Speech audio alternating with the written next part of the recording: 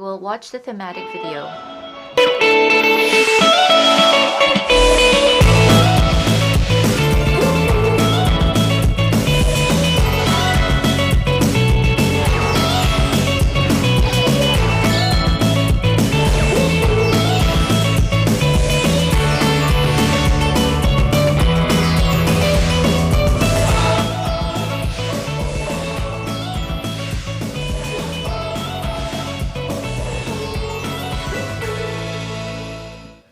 네, 30초.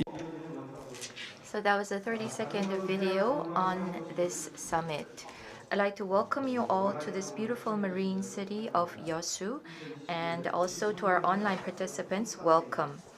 This is the NGO session of the 2021 UEA YEOSU Summit. And let me introduce myself. I am Lee Kang-jae of the Yeosu Sustainable Development Council. This is a time for us to develop ideas for joint responses to climate crisis and realization of a net zero. So I'd like to thank the organizers for giving us, the NGOs, this great opportunity to engage in the discussions. So again, this is the NGO forum in which we will be discussing ways to jointly respond to the climate crisis and to realize net zero together. We will now have the opening ceremony. I'd like to begin with the introduction of our VIPs. So first, we'd like to begin with Mayor Kwon Oh-bong of Yeosu, who had a full day yesterday but is here early in the morning with us. Next is Yoon Won-tae, Secretary General of UEA. Thank you. Jo Hyun-seo of the Yeosu Sustainable Development Council. He is the co-chairman. And it's early in the morning, but we have many VIPs in attendance. From Gwangju also, we have the member of the council, Gwangju Council, Shin Soo-jung, who is heading the Environmental Committee, and Chun Sang-mo, Lee Sang-moo, and other members of the Provincial Council are on their way. And also Jung Han-soo from Yeonsu Environmental Movement United and other participants. I don't think they have arrived yet, so we will introduce them later on when they arrived. And also from the Sustainable Development Council of Yeosu, we have other members and members of other NGOs, and from Cheonnam University and from the industrial complex. We have various representatives here with us as well.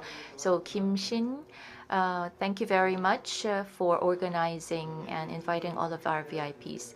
Next, we will have a national ceremony, so please all rise and face the flag in front. Salute to the flag.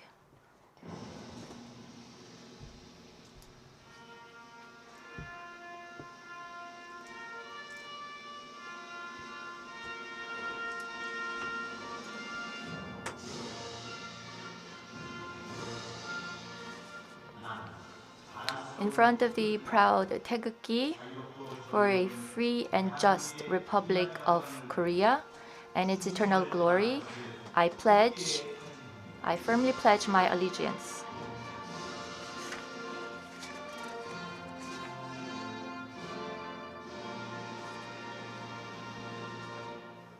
Hands down, please take your seats. To all of you who are here with us and to the UEA member cities, we want to inform you that Korea, in order to realize its SDGs, have formed a separate local government council for implementation efforts. As you know, practice and action in the locality is the foundation of realizing SDGs. And so this council is comprised of about 30 cities and counties. They are developing policies and developing concrete actions and taking the lead in this effort. So in resolving this international issue, they are coming up with very creative ideas. And the chairman of the council is the mayor of Yeosu, and he's also the host of this UEA YEOSU Summit. So we'd like to invite Mayor Kwon Oh-bong of YEOSU for his welcoming remarks.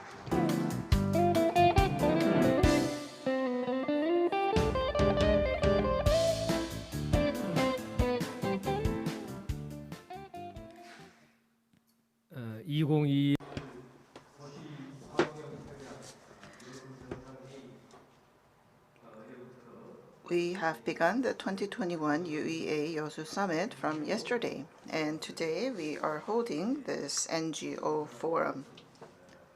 I would like to thank all the participants. Nice to meet all of you. Also, we have many people participating online, and many people are joining in from many different countries. And I would like to thank the citizens who are watching our broadcast on YouTube. And for the successful 2021 UEA YEOSU Summit, Mr. Yoon Won-tae, Secretary General of UEA, has worked hard, so I would like to thank him. Also, Mr. Cho Hyun-seo, Co-President, and also Mr. Lee Gang-jae, who is our MC today. Thank you. Also, I would like to thank today's keynote speaker, Professor Kim Jong-in. And also, we have many panelists here today with us. Kang Hong-sun, the Director of YEOSU Federation of Environmental Movement, and Mr. Kim Jong-pil, Director of the same organization, and also Mr. Han Hae-kwang, President of Southwestern Environmental Center, Mr. Kim Tae-ho, President of Energy Peace, and also Ms. Peg In-suk, who is the Special Director for COP28 of YEOSU City Assembly, and also Mr. Kang Sung-hoon, who is Chief Editor of Namhae News.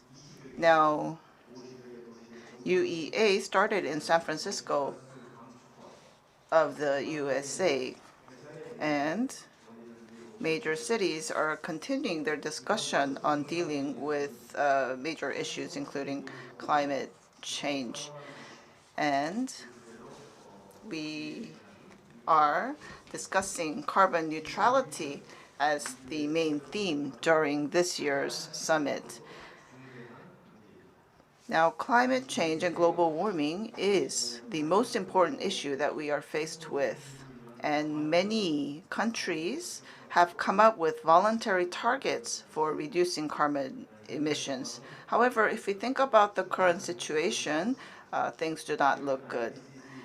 According to the sixth report by the IPCC, in 2040, the Earth temperature is expected to rise by 1.5 degrees.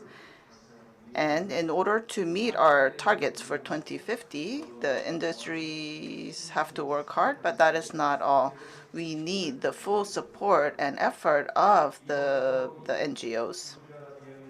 I hope that through today's forum, we will be able to look at the role of NGOs once again, and I hope that we can cement our relationships and build solidarity in terms of what we need to do. So many members from numerous NGOs. We have YEOSU City, and we have other cities and counties in the South Sea and South Central region of Korea. And we want to co-host COP28, and we are doing our best in order to attract the event. This area is blessed with beautiful natural environment, and I believe that YEOSU is the optimal venue for COP28. And YEOSU City has the experience of successfully hosting the 2012 YEOSU Expo. We are fully prepared to make meticulous preparation in order to make COP28 a huge success. And we will provide a viable solution for the issues that the world faces.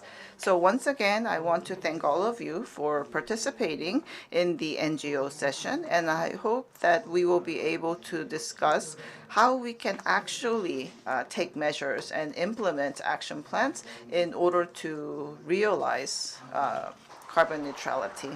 Thank you. Thank you very much. It's early in the morning, but to encourage us on, the mayor has attended this ceremony, so thank you very much. Next, I would like to invite the Secretary General of UEA, Yoon Won-tae, for his congratulatory remarks. He represented Korea at the IPCC meetings, and currently he is working as the president of ICEC. So please welcome him with a warm hand.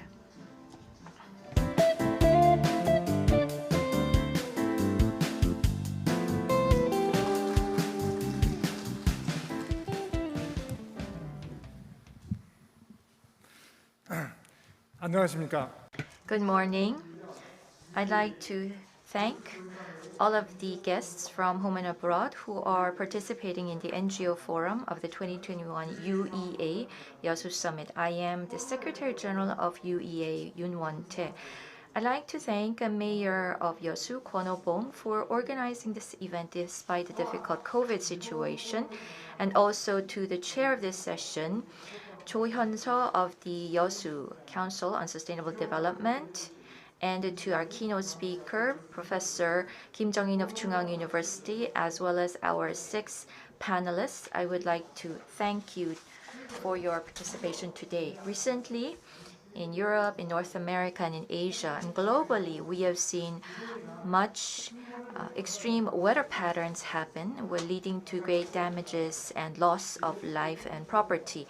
In Korea also, we have seen record level heat waves and torrential rain and cold spells.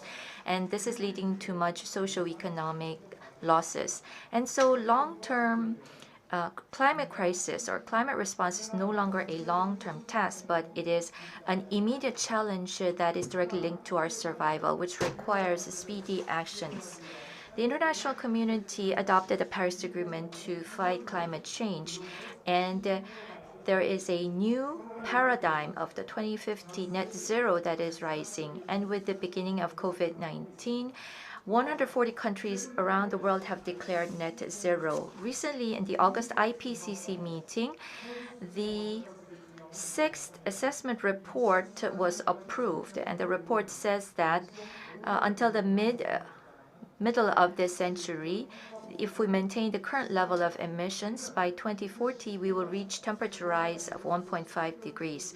Compared to the 2018 special report on 1.5 degrees, we will be reaching that level 10 years early on. And before industrialization, we saw high temperature or heat waves happen only once every 50 years. But after industrialization, the frequency and intensity will go up by 8.6-fold.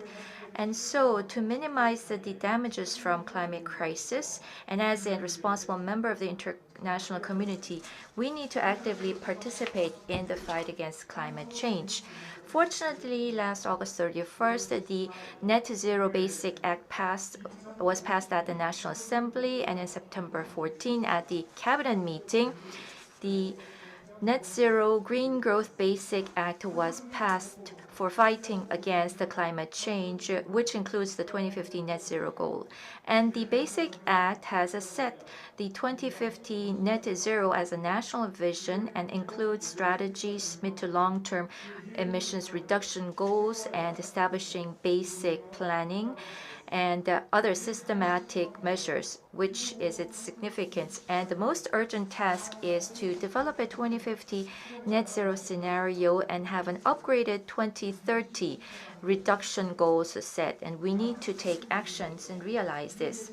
If we postpone the reduction period, we're going to add burden to future generations. So we need to avoid that, and we have to ensure the right to survival and self-determination of the future generations through equitable measures. And we have to be mindful of the vulnerable groups and classes who will be affected by the energy transition and industrial transition. So we need to have just and fair transition as well. We have to ensure that no one is left behind, and we have to ensure that all stakeholders will participate in the social discourse sessions for this energy social transition. In this forum, we will be sharing ways for net zero society transition with member cities. And so we look forward to more finding clues to resolving the climate crisis. Once again, congratulations on the NGO Forum of YEOSU Summit, and we look forward to great accomplishments. Thank you. Thank you very much, Secretary General Yoon. And now we will begin with our discussion.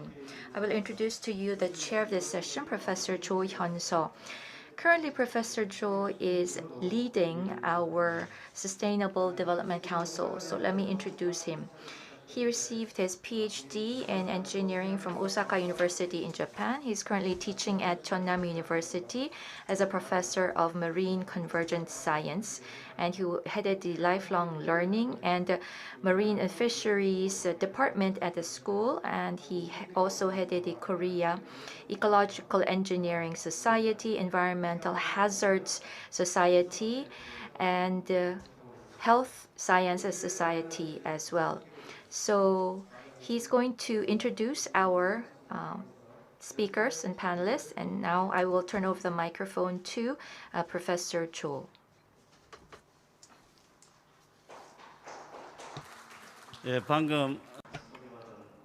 As was just introduced, I am Jo Hyun-seo of the YEOSU Council on Sustainable Development. We will now begin with the presentations of the NGO Forum of the UEA YEOSU Summit.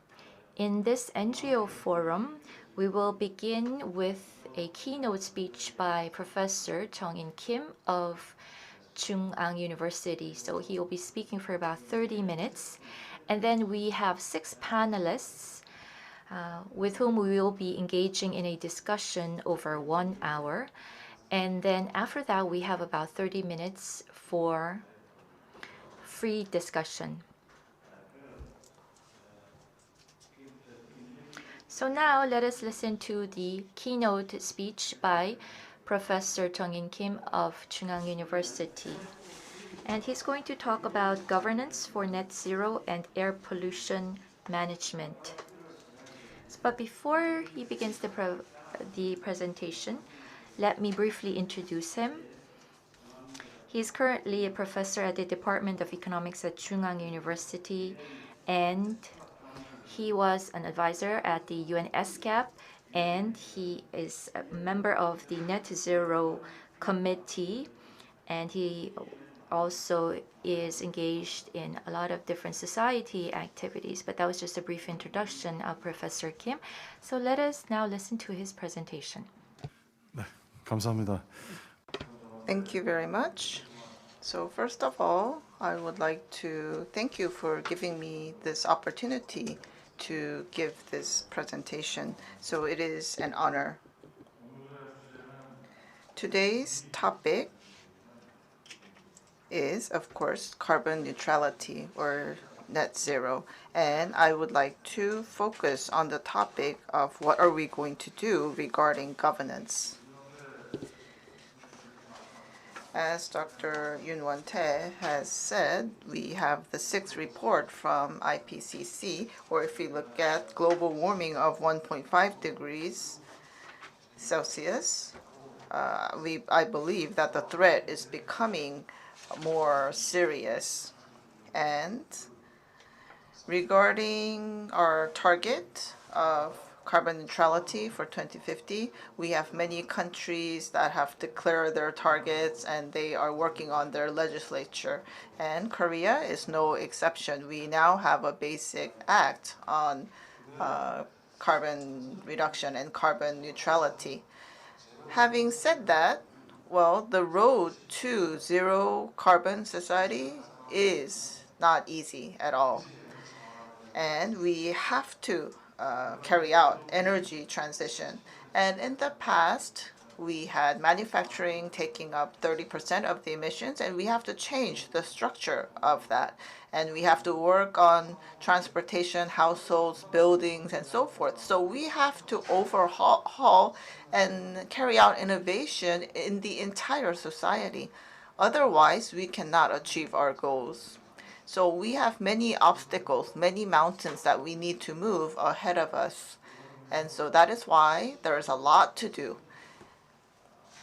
And that is the reason why governance is very important. Also, in order for everything to be successful, we need to innovate science and technology, and we need drastic changes in the mindset and the awareness of the general public. Also, I'm a professor, and I believe that there are some problems with the college education. I believe that the curriculum is too academic, and I believe this is an issue. We need to have lessons on energy and also the environment, and we need to have these lessons as part of the curricula at a very young age.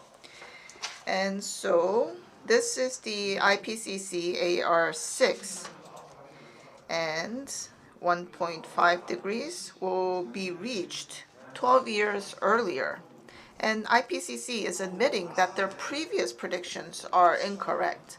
And the head of NASA went to the parliament in the US and has said that the reality of global warming and climate change is emerging much faster than we expected.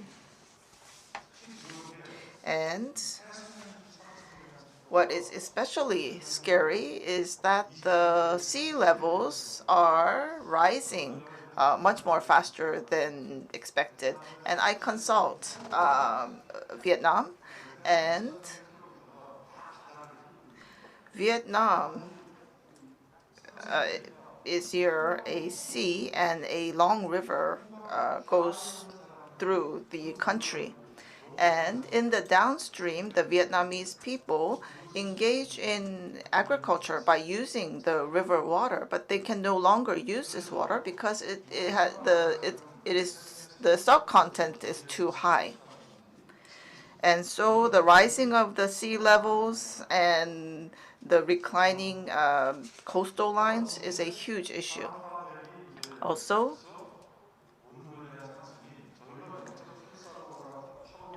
we're seeing that the temperature went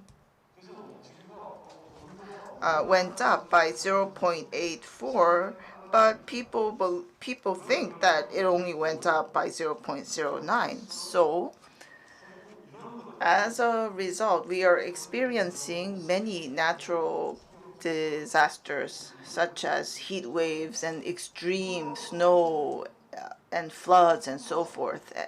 And I believe that we will be experiencing more and more of these extreme weather phenomena. And so we are indeed faced with a real crisis. And so as of August of 2020, 125 nations have declared carbon neutrality or net zero.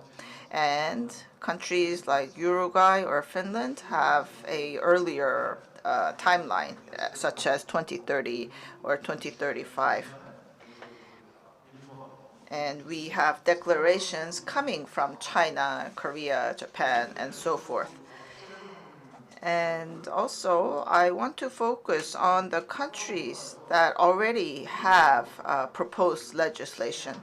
And so these requirements will be mandatory and required by law in the future. So some more details. Here I have the UK, Japan, and the EU. And in coming up with policies for carbon neutrality, we can see that they already have numerous policy measures. The UK, for example, in November of last year, have announced many different policies, and some examples are green hydrogen or CCS technology. So that is capturing carbon and dealing with it. And in the case of Japan, for example, they want to have a policy that is technology driven. Next, Europe. They have announced the so-called Green Deal, and in Korea we have the Green New Deal. And through environment, the EU is trying to overcome economic challenges. And so currently many discussions are going on. And China recently has become quite active.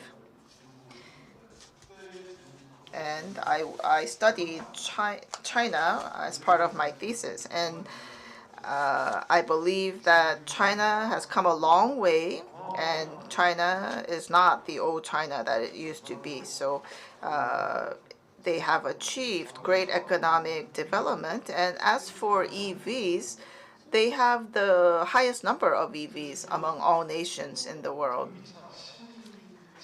And so for new cars registered, well, by 2025, they want the portion of EVs to be 20%, and this percentage will be increased to 50% by 2035. And even trucks are EVs. And in Japan, they have focused on 14 major areas, including offshore wind and hydrogen.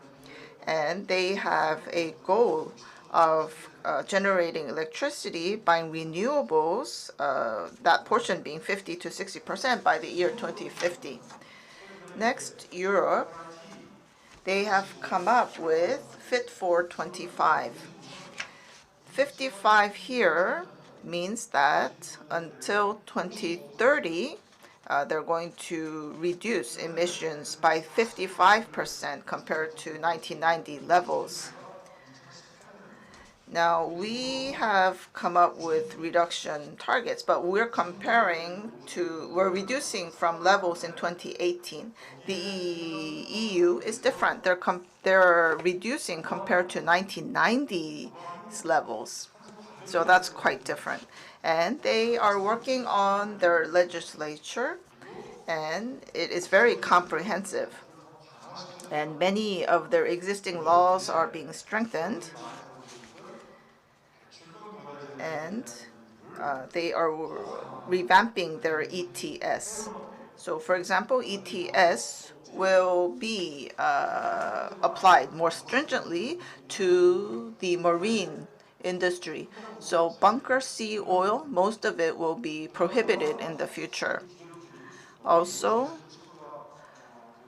well, we have many companies, and I believe that many petrol-related companies in YEOSU are very much interested in what will be happening. And so the EU is talking about a CBAM. And so if there are imports into the EU from a less carbon regulation, with carbon regulations less stringent than the EU, then they will be taxing you.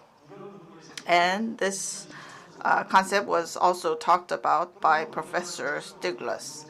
So we do a lot of steel making in Korea, and 6% and up to 10% is exported to the EU, and we export many cars to EU, and so we will be directly impacted.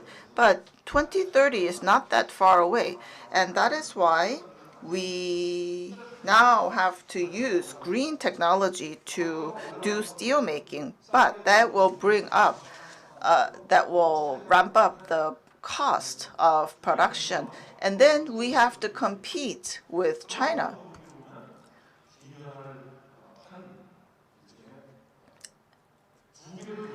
And the EU will be protecting the environment, plus they will be protecting their competitiveness, because they will be using green technology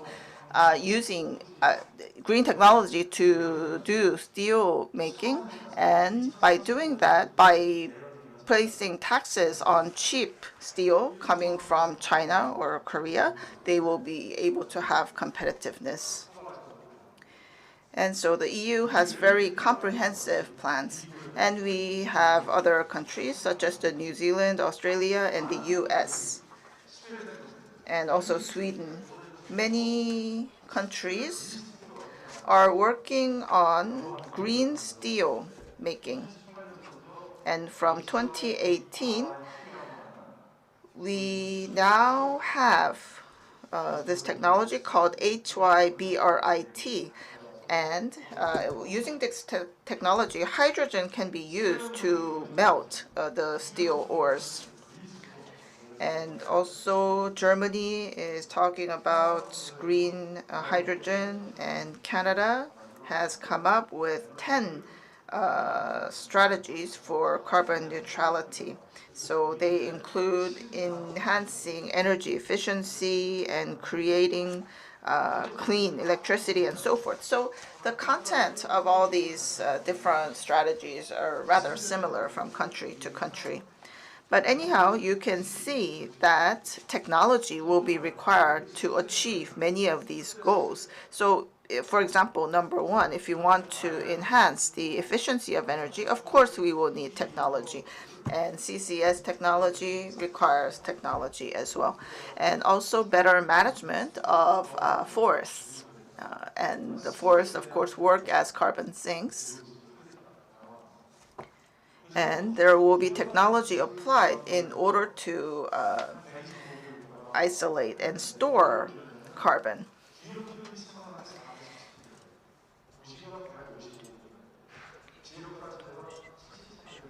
And here on this chart, you can see that there were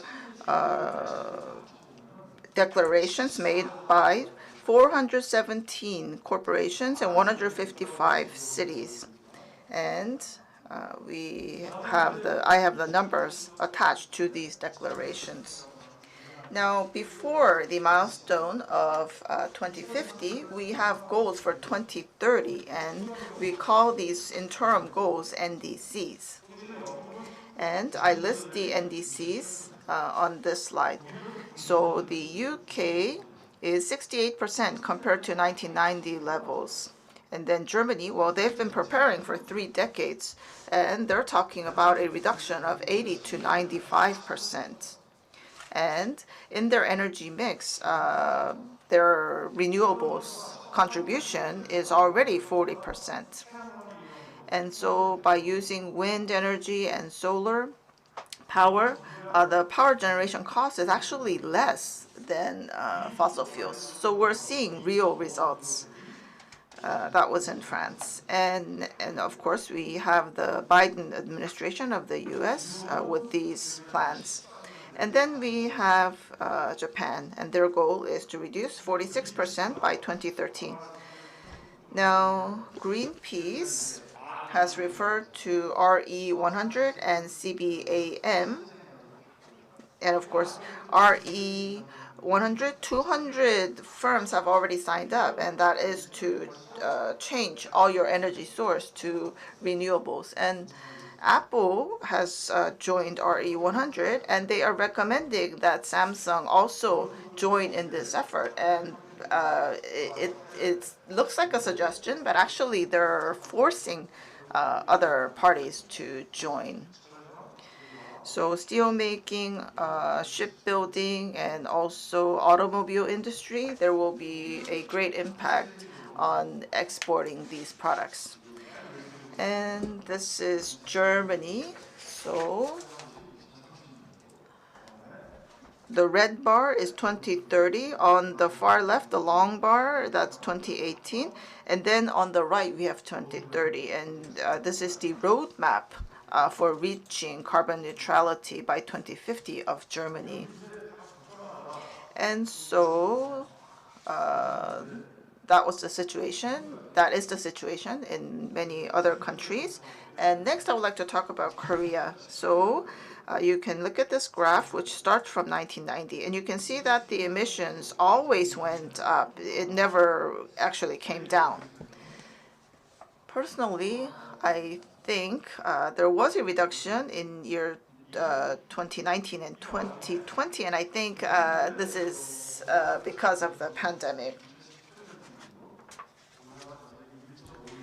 And we are contributing 1.51% of carbon emissions in 2018, and we rank 11th in the world in terms of contribution. But you should look at the chart.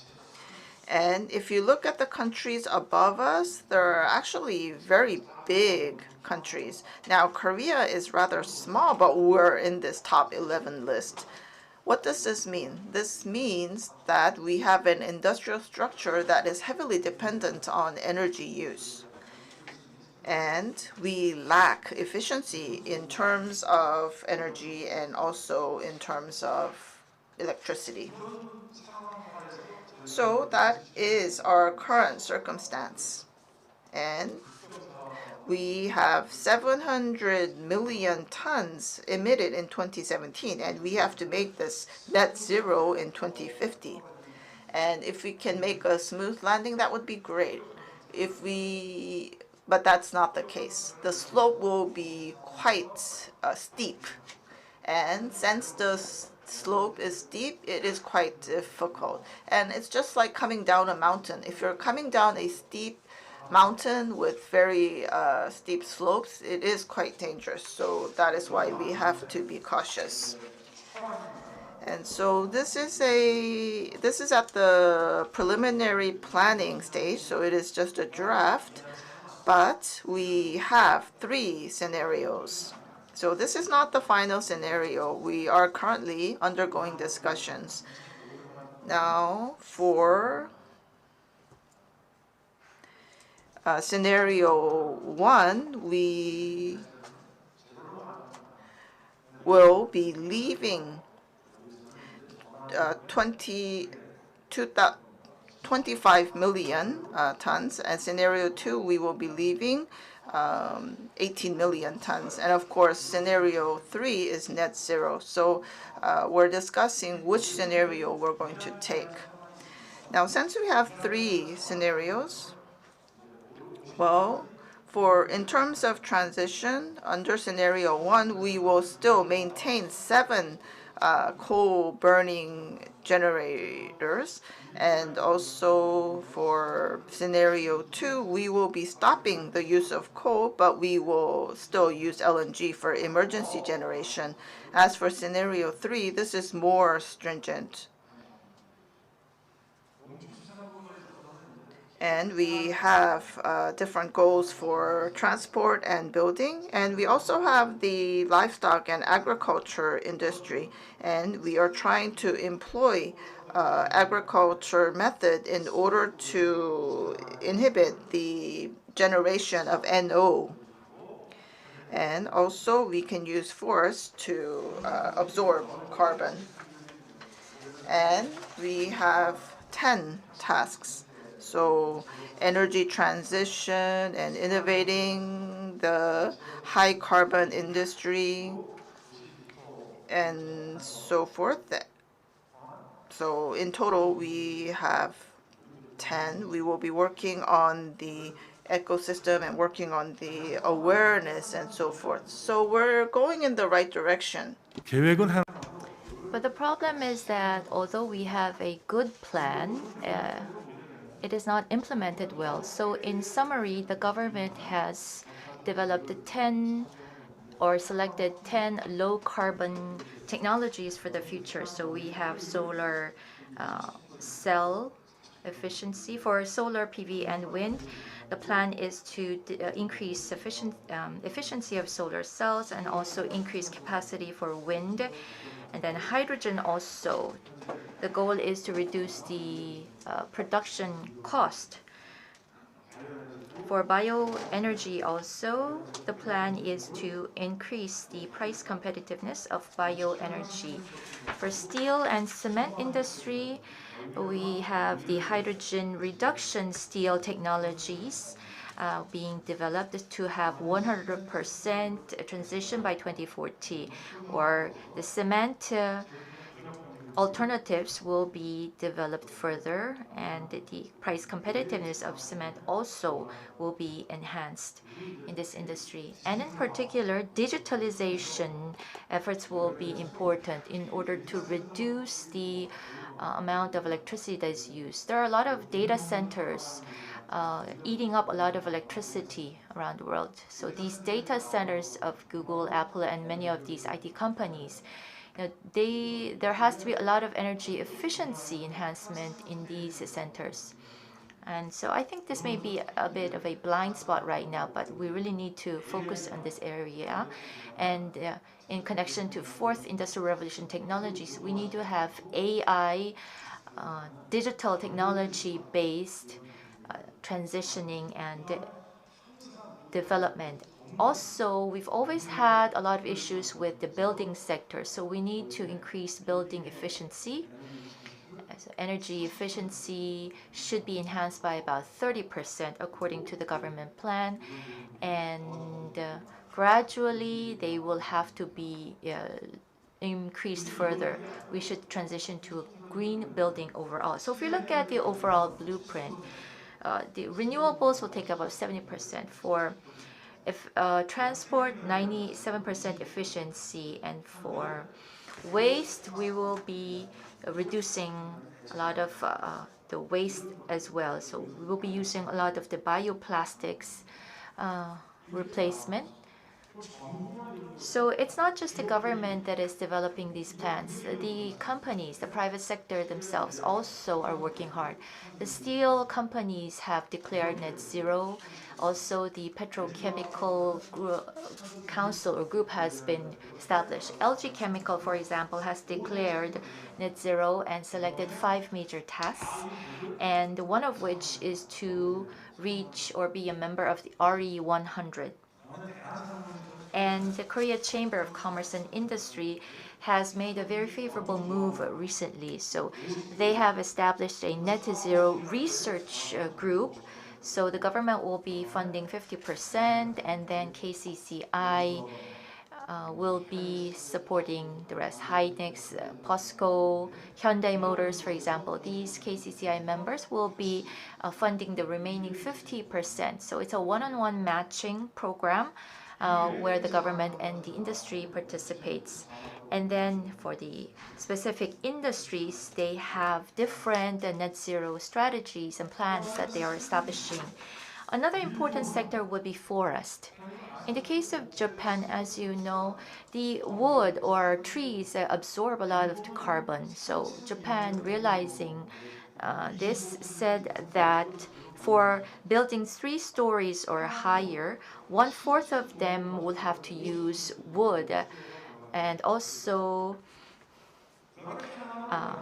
Canada, for example, they have a lot of forests and trees, so they use a lot of biomass, and they're going to expand that. The US also is going to try to form a 20 million hectare additional forest area. So an important pillar is of climate change is to develop more carbon sinks, and one of which would be the forests. In the case of Korea, we don't have that many urban forests, so maybe this is an area that we can work on further. So you will see here that the steel, concrete,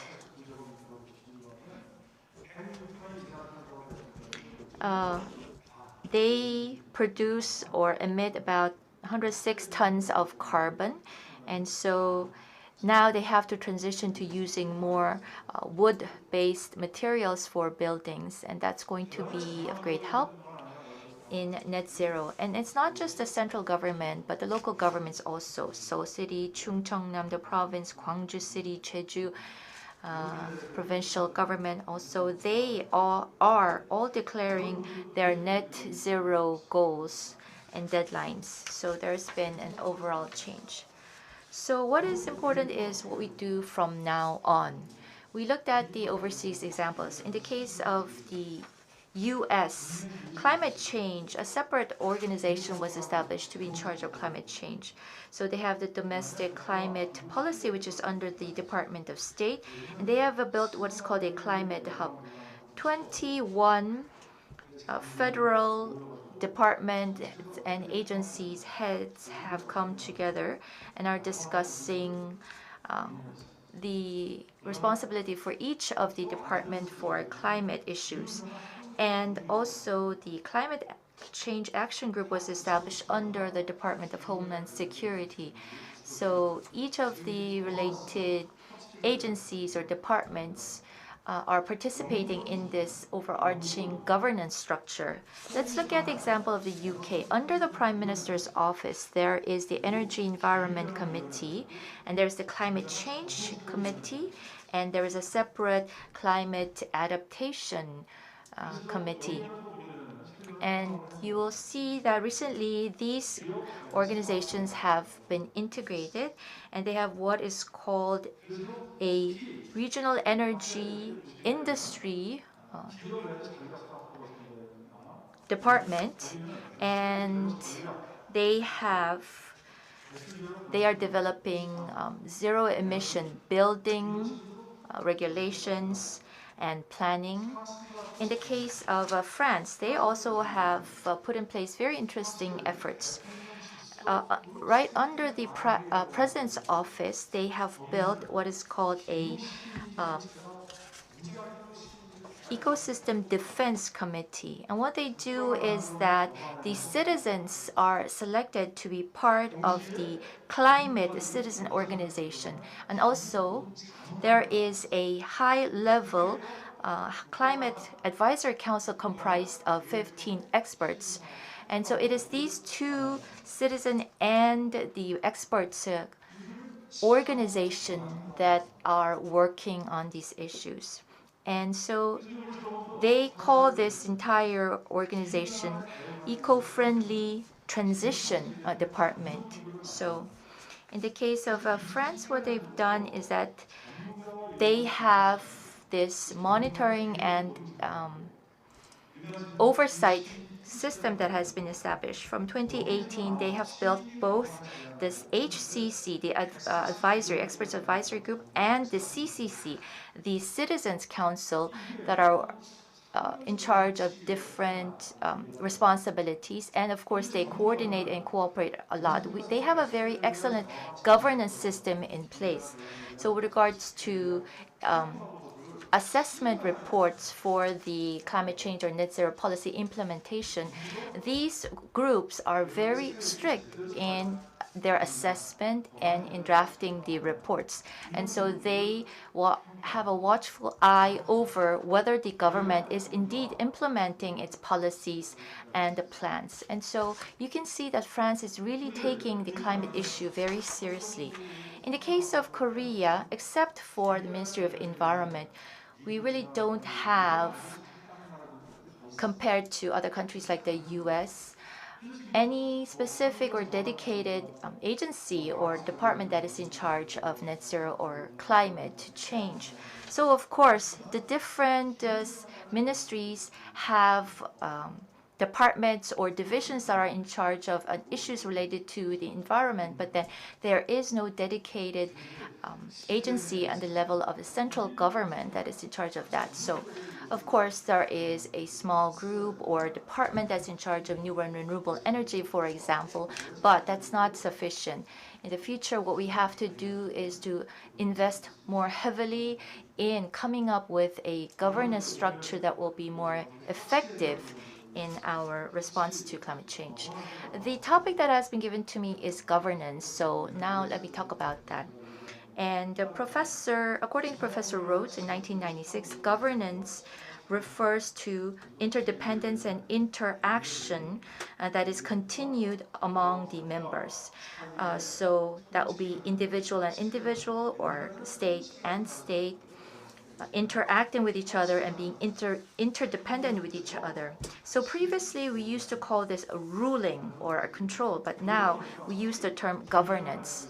So particularly with regards to climate change, when we try to reduce GHG emissions, we have to engage in discussions over who is going to be responsible for what actions. Is the reporting process transparent, for example? So If you're going to have good governance, you need to have 4 specific players.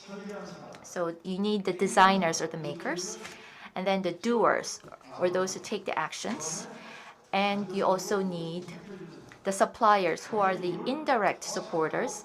And then you also need to have facilitators, those who encourage you on to do better. So you need to have these 4 different stakeholders interacting organically to ensure that we can have excellent governance with regards to climate change and net zero. It's the same for local climate governance as well. We need all 4 stakeholders. And so we needed to secure all of these stakeholders' participation and that would help us ensure that we work efficiently in a just manner. And of course, we have to ensure that all of the voices of the stakeholders can be heard, can be reflected, can become part of the feedback loop, and that system will assure us of success in governance. And in terms of policy or legislation, we could have market-based and non-market-based policies and regulations. We need a balance between the two. For example, we have the ETS as an example of market-based policies. And the US right now is trying to establish a huge amount of money as a climate fund. So $100 billion worth of climate fund. You need to secure a lot of different resources to come up with that fund. So one of which could be reducing subsidies going to fossil fuels. So policy also is a very important factor in successful governance, and we could have environmental taxation, carbon tax. Also, in Korea, we already have the ETS, and the Ministry of Finance and some other agencies are in charge of our emissions trading scheme. And this is the kinds of policies that should be formulated by the experts. And we also have the non-market-based policies in the the EU or in OECD. There are a lot of different regulations that are being established, as well as measures taken to encourage the development of new technologies. And then also, for other non-market-based policies, we could have mandatory reporting, or also looking at the different barriers to having green growth. In the case of Germany, for example, they have been relatively successful in about 40 years, and they have been fostering the talents or the experts in the environmental issues for a long time.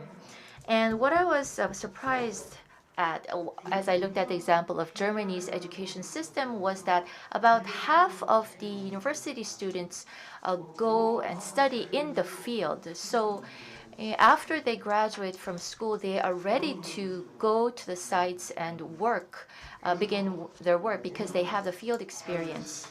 So again, we need the makers and the doers and suppliers and facilitators. So the central government or the local government or the international organization could become the maker, and it's the citizens and businesses that are the doers, and you need technology and the resources and the human capital that will as suppliers, and you need international organization, particularly the environmental NGOs should play the role of a facilitator. They should play the role of oversight. So looking at this more closely, for us to ensure that this governance structure works very well, there are specific roles and functions for each of the stakeholders. So for example, the legislation, the blueprint should be developed by the government or other makers. And we could have the committees where different stakeholders participate, the research groups also. And the plan should also be assessed and evaluated. And also you need to have a funding, climate fund, for example. So I have said this several times, but YEOSU has a huge industrial complex which has a huge budget, and there are 17 different green growth related groups or agencies. So we could have joint investments by these different agencies to establish a joint fund. And in terms of legislation and institutions, we could have something like the French style of governance, in which the citizens and the experts participate. And also, we need to to foster more human capital, human resources on climate change and net zero. And also, more promotional activities and education are necessary as well. And also, we need to come up with more transparent efforts to enhance transparency through various reports, white papers, and the TCFD and others. And also, collaboration in the international community is another factor which will assure us of success in our efforts for governance. This is the end of my presentation. Thank you very much, Professor Kim. So he shared with us the recent global trends as well as the direction we should take for climate governance. So thank you very much. And now I'd like to invite the chair to lead us through the discussion with our panelists. So I'd like to invite the panelists and the chair up on the stage. I think each panelist will have to have about 10 minutes for the presentation.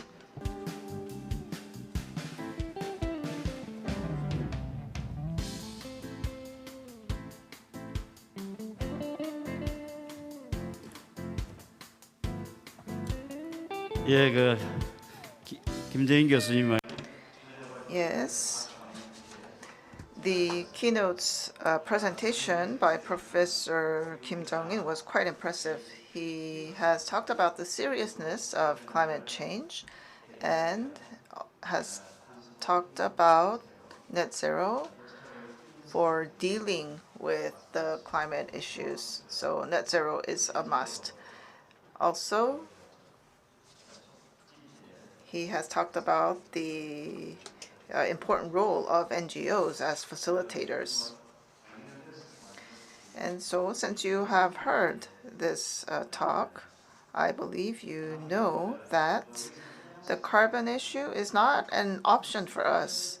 It is a problem that we must solve. So carbon is the environment, it is the economy, and it is a task for us that we all have to solve together. So thank you, Professor Kim.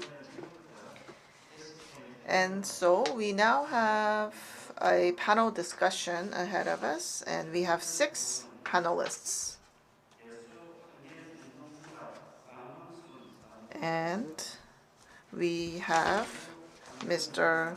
Kang Hong-soon, who is from the YFEM, and also Mr. Kim Jong-pil from the Gwangju Federation of Environmental Movement, and also Mr. Han Hae-kwang from the Southern Western Environment Center, and Mr. Kim Tae-ho from Energy Peace, and Ms. Baek In-soo from the YEOSU City Council, and we have Mr. Kang Sung-hoon from Namhae News.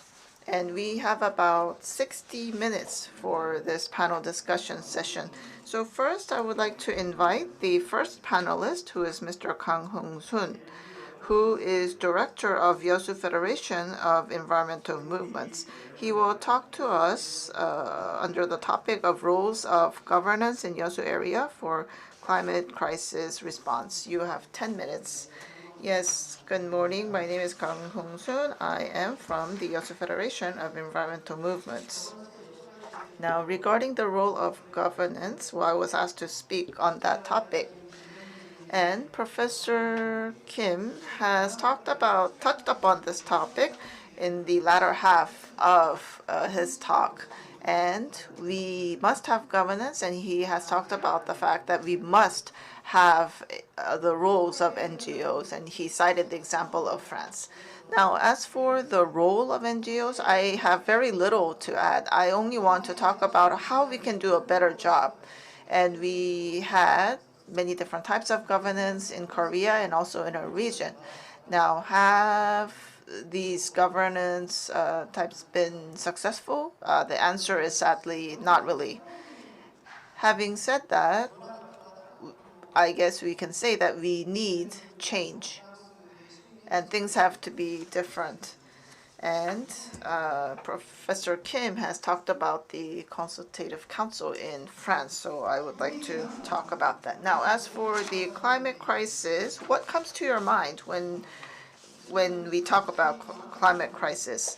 Well, there is a cartoon here. This was on The Economist. It's a weekly magazine, economic magazine, and Earth is actually in a very serious fight with COVID-19. However, this is the preliminary round only. And of course, our hands are full with COVID-19. However, we have someone who is even more formidable in the background, and his name or her name is climate change. And regarding climate change, we talk about the heat waves and forest fires, rising of the sea levels, and a threat to food production and disturbance to the ecosystem. But these are just fragments of climate change, and I believe that many of us do not really relate to this dire issue. But as our keynote speaker has said, there will be huge impact on the ecosystem and in our environment, and this will, of course, impact the lives of people and, of course, the community.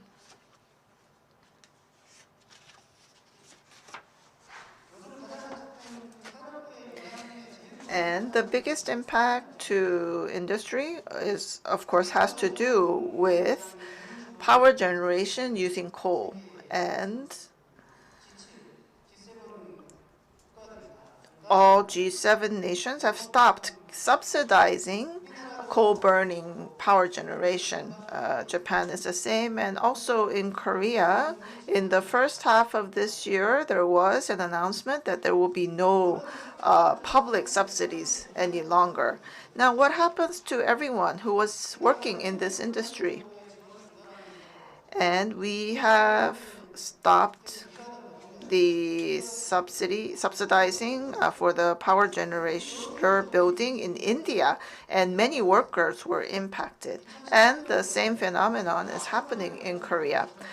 In the YEOSU industrial complex, we have the Honam generating power plant, and the facilities are quite obsolete, and it will close down at the end of this year. And there was preparation going on to bring in a new power plant, and there was a lot of discussion on that in 2012. However, well, the plan was to build a new coal-burning power plant of 2 giga, but many NGOs and citizens were against this, so the plans were nullified. And what we said at that time is that we have to make a transition to gas. And being obsessed with using coal is just the old way of doing business. And so the plans to bring in a new power plant has been nullified, and the Honam thermal power plant will just have to be closed.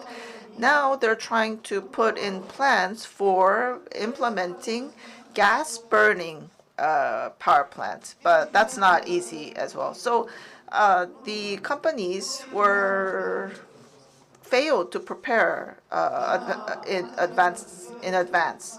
And so what will happen to the workers? What will happen to the people who worked at Honam thermal power plant? Well, the workers there will go to other power plants. However, there were many part-time workers, and there were many suppliers to the Honam thermal power plant, and they will all lose jobs.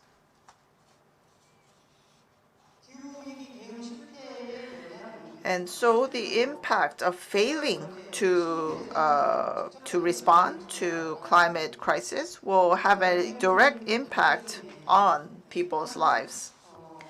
And Professor Kim has talked about carbon tax and also the CBAM. And steelmaking, petrochemical, and automobile industries will be the hardest hit. And in Gwangyang Bay, we have all these industries. So we have Gwangyang steelmaking, YEOSU petrochemical industrial complex. And when these industries are impacted, what will happen to the local economy? What will happen to our citizens' lives? We cannot leave everything just to the companies. Well, we cannot have blind trust on the companies because we will be directly impacted. Our lives will be directly impacted. Remember what has happened in Koje City. Koje was in the news in 2018. They showed what the markets looked like, what the streets looked like at night in Koje, and there was a big impact because there was a depression in the shipbuilding industry, which is in Koje City, and the unemployment rate went up. The real estate prices plummeted, and also there was a big increase in divorce rate. And that could happen to YEOSU. So we need to wake up. So how can we respond to climate crisis? I believe there are two routes that we can take. One is the road of capital, the other is the road of citizens. Now, as for the capital road, entrepreneurs look at it as another opportunity to making more money. Tesla makes money because they make great EVs. So capital will use climate change as another opportunity to make money. However, there will be people who failed to respond in time, and these citizens will be impacted in a very negative way. So we need to think about the other road, the citizens' road, which is the more just road. And we can see this in the response to the pandemic. The vaccine manufacturers are making a lot of money. However, look at the poor countries and the people living in the poor countries. They are unable to secure vaccines and they are at a higher risk. And there is an oversupply of vaccines in the US, and they have to just throw away what is not needed. And so if we leave everything to the capital road, when it comes to carbon emissions, well, we will run into big issues and big impacts on the citizens' lives. Now, Tesla is making a lot of money, and we're actually funding them with our with taxpayers' money. And so our taxes are going to this large company.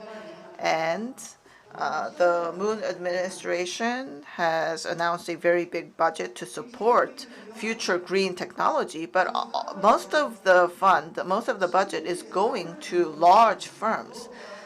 However, I believe that the budget allocation for the underprivileged is very important, and we need to make sure that they are included in the transition, and we lack efforts in that area.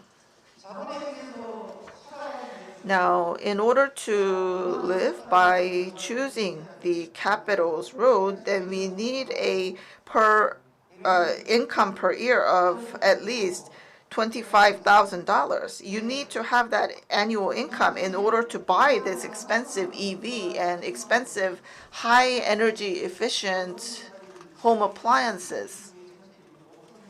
However, that's only 5% of the world population. So what will happen to the rest, the 95% who make less than $25,000 a year? Under global warming situations, their lives will become even worse. And so we need to choose the citizens' road, which is the just transition. And there is a definition for that. And This is not charity. This is not welfare. The citizens will have self-determination, and they will work to protect the citizen community.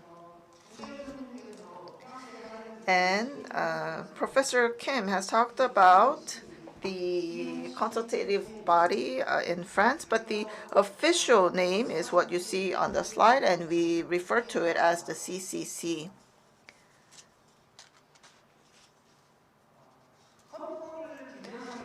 And they are saying that even the Constitution has to change. So Article 1 of the Constitution should be that the state should fight against climate change. 그 유럽의 기후 여러 나라들도 이런 기후 시민 So many countries in Europe are forming these citizen assemblies or citizen councils, and Korea did the same. And in France, they used the term convention, but in Korea, we chose the term council. However, the city council wanted to use a different term to differentiate themselves from the citizens group. And also, similar efforts are being made by other local autonomous governments. And so the philosophy behind this is deliberative democracy. So all citizens should participate, and there should be persuasion and discussion rather than forcing people to follow. So what is happening in France and Europe, they follow direct democracy and citizen democracy. And in Korea, if we are to employ a new type of governance, I think this is the way to go.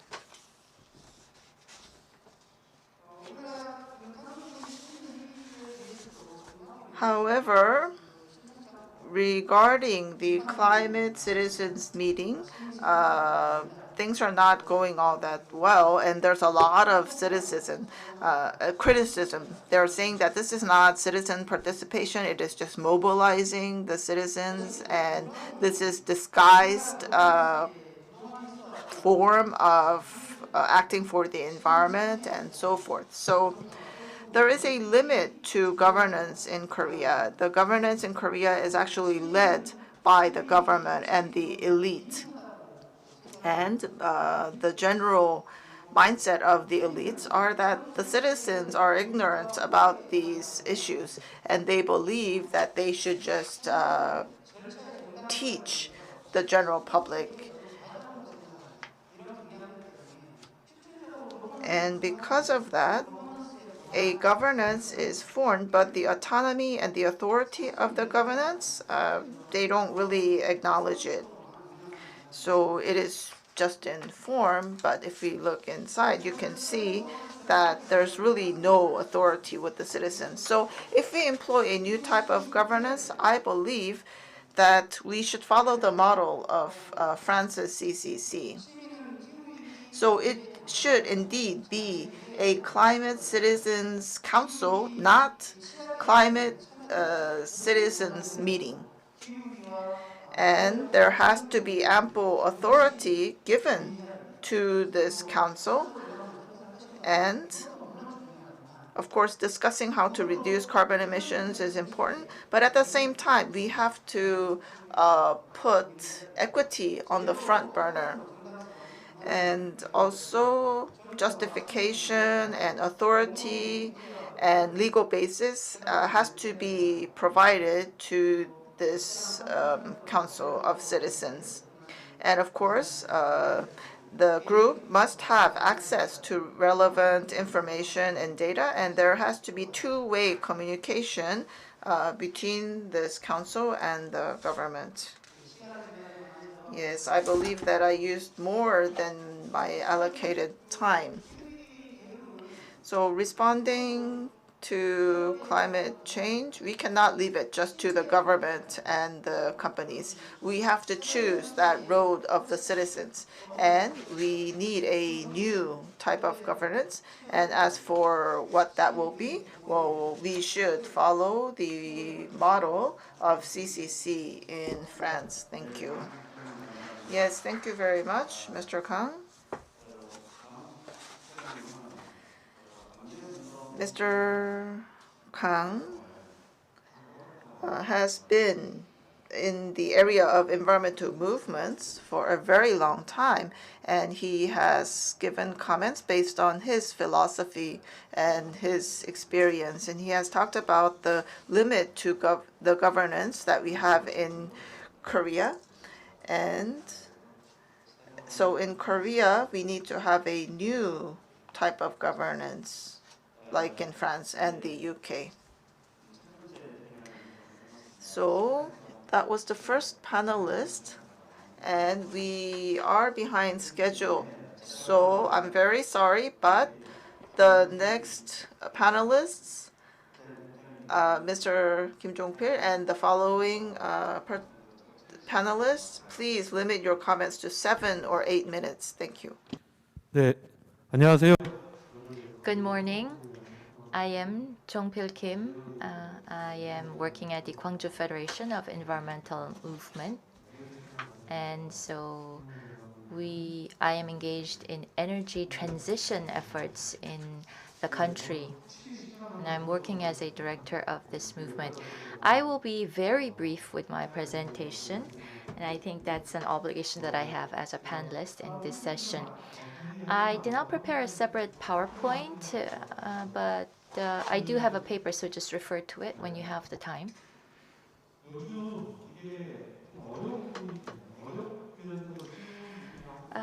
It's challenging, but also somewhat easy at the same time. But anytime there are discussions about net zero, carbon neutrality, or climate change, I mean, this is being discussed all over the world, all across the nation, all across the world. There's planning and there is a lot of strategies being developed. But you would agree with me that at this point, we need anyone who is interested in this issue, they are feeling a sense of fatigue. And this fatigue is about the roadmaps and the planning. It's not that we don't know the plan or the methodology, or that we are unable to engage in discussions, that we are not able to implement net zero. Last year, the Moon Jae-in government declared 2050 net zero vision, and this discussion has been ongoing for a long time, and I'm sure you would agree with that. Since a few years ago, since over 10 years ago, we have been discussing this, but the problem is that there has been no action, not enough implementation. And so unfortunately in Gwangju, Jeonnam area, in the public sector, last year's carbon reduction did not meet the national average. We were in the lower ranking.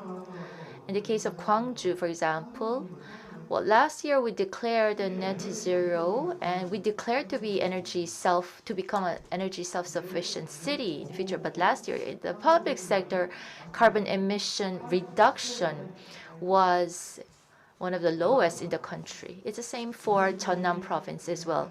So we're talking about blue economy and different types of plans, but again, our actions fall short of reaching these goals. So why is it that I'm talking about this issue and not the climate change phenomenon, what kind of planning we need? I mean, these are things that you already know, even better than me. And Professor Jong-in Kim, during his keynote, already talked about this, the global trends, the global plans, what we have to do. But the problem is that they are not being implemented or reflected in concrete actions. And even global recommendations also. Korea is falling short of meeting these goals. So there's a lot of discourse and discussion, but there's also a lot of skepticism because we're not taking enough action for reaching the goals. So right now is a time for us to have courage. So it's not the time for innovative planning or scenario development. We needed courage. It's the same for civic group and also for the industry and the government as well.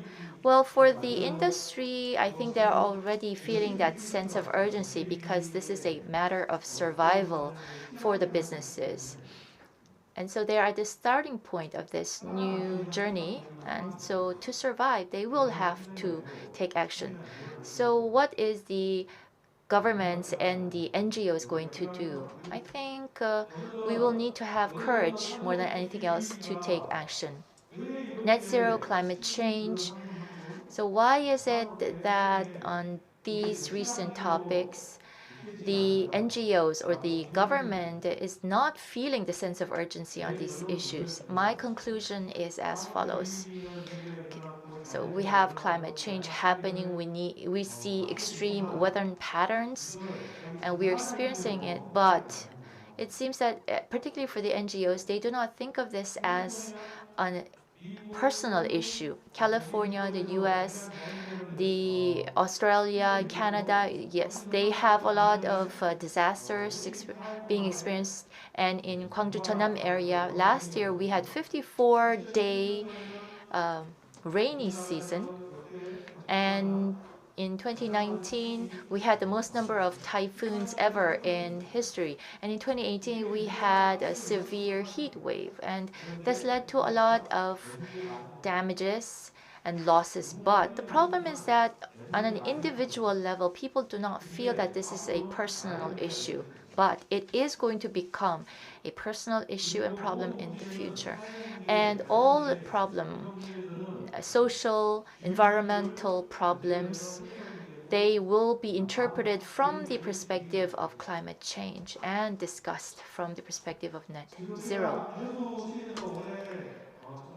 So this year, YEOSU had a very important event.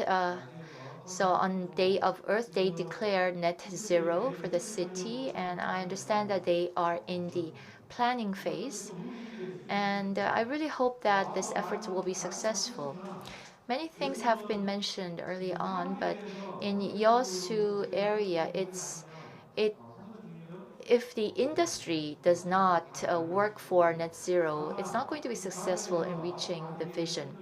And as many people mentioned earlier, in that process of carbon neutrality, you have to deal with all of the different aspects and elements involved, including social problems, jobs, for example. So from now on, from the discussion phase, you need to ensure that more citizens will be involved, will be given a chance to share their ideas.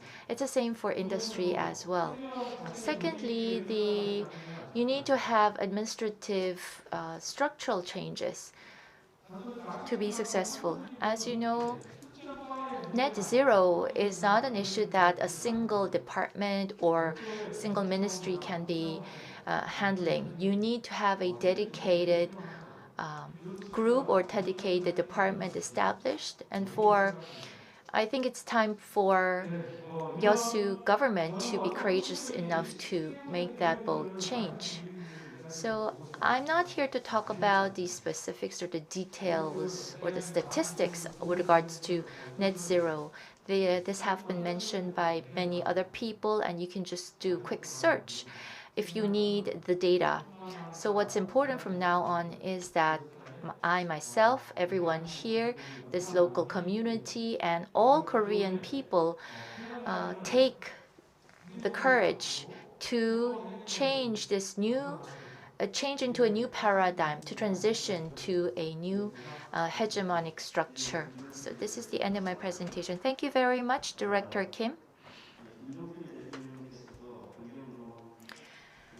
Director Kim also has been leading the Federation of Environmental Movements in Gwangju for a long time. And so it's based on this philosophy and experience that he has shared this thought with us. The fact that climate change is a personal issue, and so planning is important, but what is needed now is courage and action.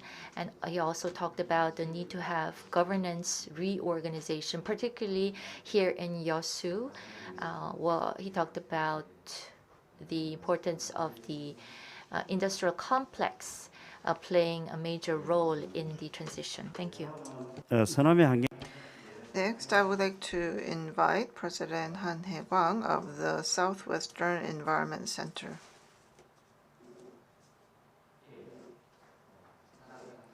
Yes, my name is Han Hae-kwang. I'm from Southwestern Environment Center.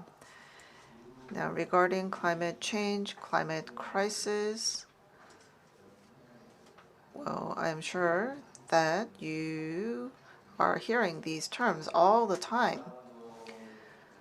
And I have worked on cleaning up the oceans for a very long time, and I think that is why I was invited to this session. Now, Professor Kim has talked about governance, and he has given us a very good explanation about it. Now, as to what actually happens at the scene, well, we have to all work together. The citizens, the government, and the companies all have to work together. So with that in mind, I would like to give my comments.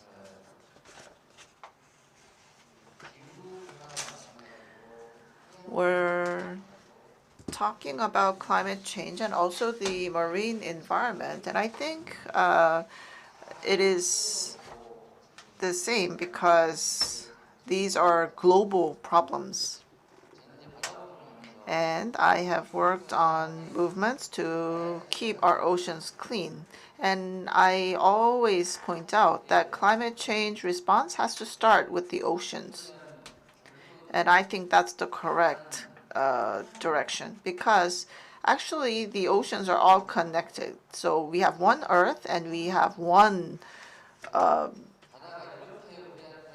ocean that is all connected, one water that is. And the oceans receive everything that we dump into it, and we have been dumping a lot of garbage into the oceans, and we mistakenly think that the ocean will solve all our issues and do something for us, and I think that is the biggest problem. So when we talk about climate change, actually this resulted because of human activity. So the planet Earth did not change overnight, causing climate change. A lot of the impact actually comes from human activities.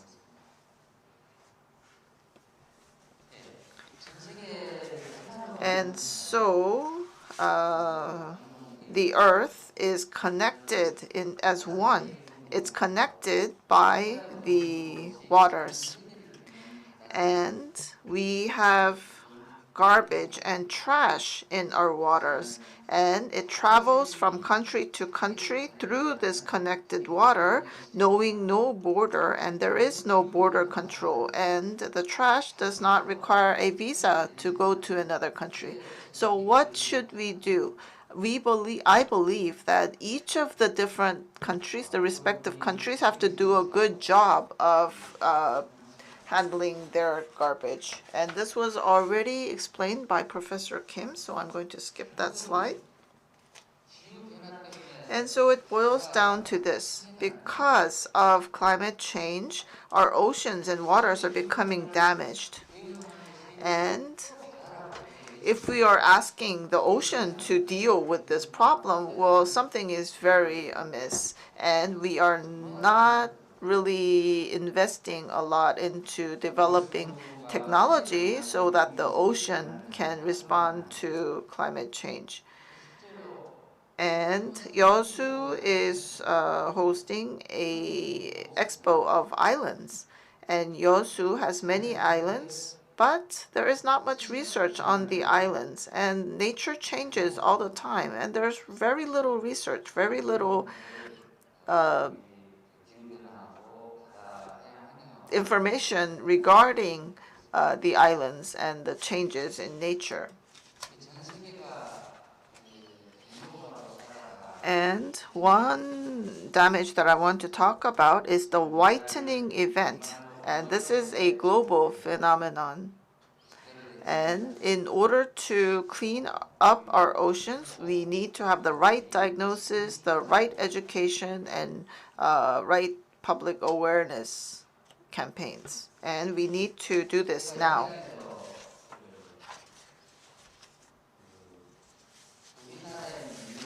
And this is at the scene. I studied the trash coming from overseas nations found in our coasts, and I wrote a paper on that for my master's degrees.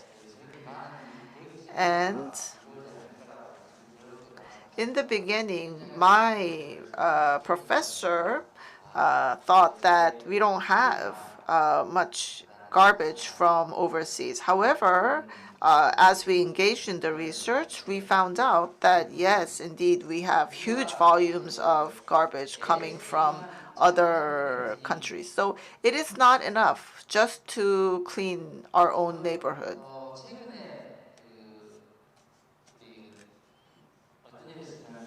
And in Gangwon province recently,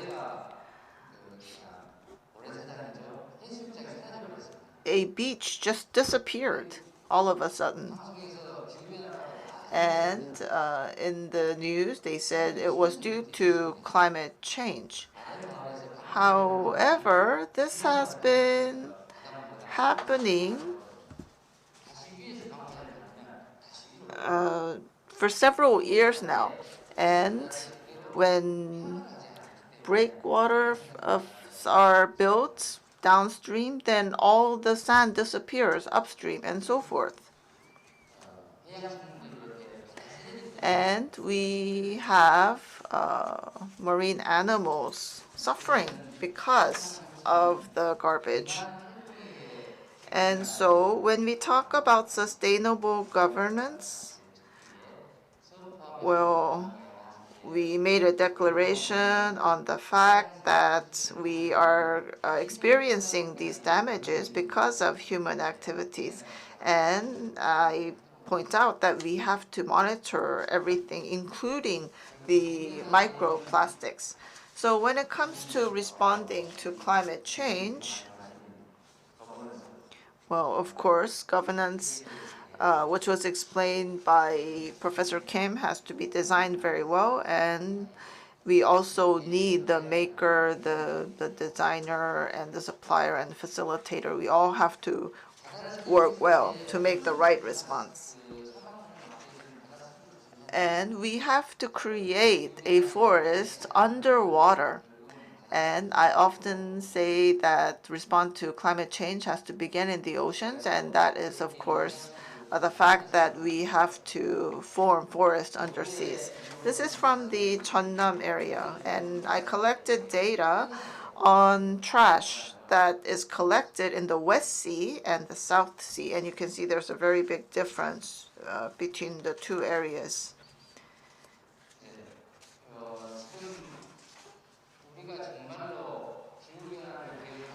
And in order to really respond to climate change and to make our oceans cleaner, we must remember that we have one ocean and one earth. And so we have to make the right diagnosis, do the right education, and then provide feedback.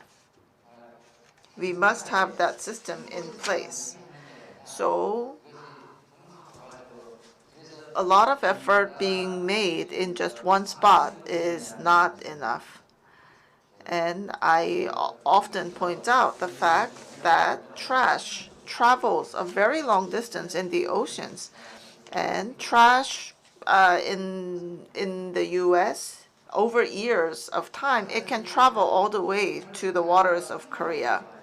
So if we want to clean up our oceans, we have to make timely intervention, and we have to prevent the disease ahead of time rather than trying to cure a disease after it occurs. And so in order to use the resources of oceans, then we need to make investments and take care of our oceans ahead of time. Yes, thank you very much. So Mr. Han has talked about marine waste, and he also has collected a lot of data on extinct species, marine species, that is. And so based on that experience, he gave very insightful comments. So climate crisis is directly linked to the marine environment. And when we preserve and protect marine environment, well, that would be most important. 토론 We will go on to the next panelist. So the next panelist will talk about the roles and functions of NGOs to tackle the climate crisis. We have President Tae-ho Kim from Energy Peace. And I would like to ask President Kim to be brief with your presentation also. It's nice to meet you. I am Tae-ho Kim. I come from a unique group. We are an NGO, but we engage in economic activities, including climate change response. And with that profit that is created from our business, we use that to support the vulnerable groups in the climate crisis. So we were established 15 years ago. I'd like to share with you our example. There are a lot of NGO forums in attendance here because this is an NGO forum, and the government should be doing this, the businesses should be doing this, and it seems that the different stakeholders are telling each other what to do or what the role that each other should be playing. But as was mentioned in the earlier presentations and discussions, we now realize that it's not other people's responsibility, but we ourselves are responsible also. The NGOs also have roles to play. So in the net zero era, in the climate change era, what kinds of role can an NGO like us play? I think that will be my main message. So what we initially thought about was we wanted to find a way to reduce carbon emissions to support the environment while resolving the energy poverty problem. And so how are we going to ensure that we engage in certain economic activities to produce profit to help with these kinds of support? So a former activist, former members of energy companies, for example, we gathered together to form this energy NGO. So we have established the Energy Peace Foundation, and we build solar power plants, and the profit from these plants is used to provide to the different low-income groups or poverty groups or vulnerable groups here in Korea. And our goal is to establish a 1 gigawatt capacity for our solar power plants. Right now, our capacity is at 10 megawatt. It's been 10 years since we were established, and for an NGO to engage in economic activities for profit to provide to these vulnerable groups, well, we have provided about 34 trillion won already. So it's not. So we realized that there are other newer ways for NGOs to play an important role in this issue. So this is our profit model. We take Among 100% in our profit, 50% is used to support the domestic low-income groups, and then the remaining 50% is invested back into our solar power generation business and to ensure sustainability in our business.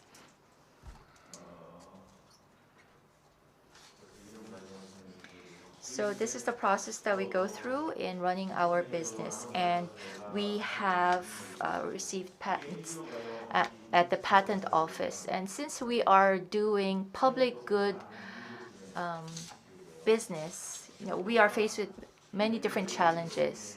So, for example, if you look at the taxation law, we are a non-profit NGO doing for-profit economic activities, and we have 100% share of our business. So, we had to approach the government and ask for adjustments in the regulations for us to receive approval for our business structure.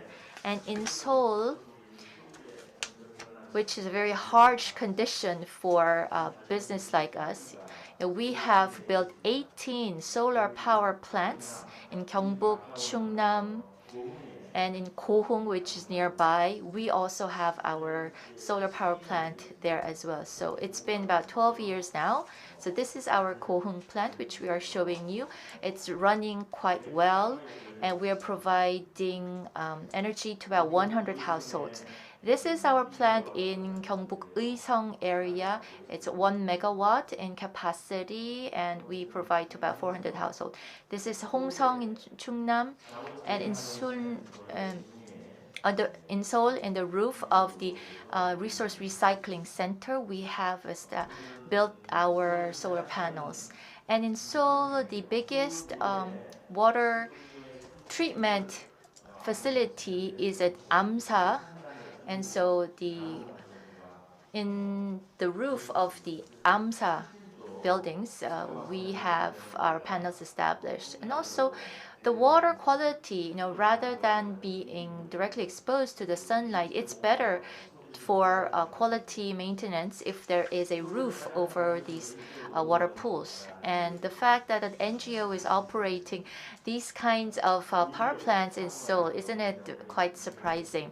And in Kui, this is the station where the accident had happened a few years ago. But we have our panels on top of the Kui station also.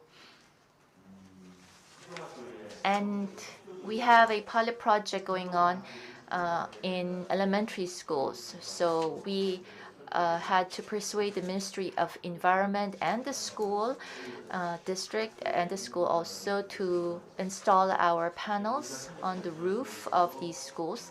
And then in the Mundan area, we have our power plant, Jungnang water treatment center. Also, we have a 1 megawatt capacity running. Over the past 15 years, well, we've been running the plants for about 10 to 15 years now, and every year we create a profit of about 400 million won. So over 10, 15 years, we provided about 1.5 billion won in financial support for energy poverty households.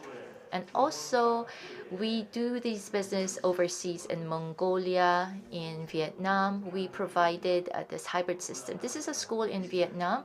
It takes about 4 hours to reach this village, but we are running our plant. So small changes are happening. The fact that an NGO is engaged in for-profit activities, this requires the legal and institutional basis first, but I think our example shows that the NGO should take the lead and the legislation or the institutionalization can follow later on. So I hope that you can take some clues and lessons from our case so that you yourselves can come up with more creative ways to contribute to this issue as an NGO. Thank you very much, President Kim. So President Kim is heading Energy Peace, but is wearing different hats at the same time also. He worked at the UNEP Korea office and also Energy Citizens Alliance. He was a member of that group also. Right now, he's teaching at Dongguk University and is also leading the energy, is a chairman of the Energy Citizen Energy Alliance and other organizations. Next, we'd like to go on to a public type of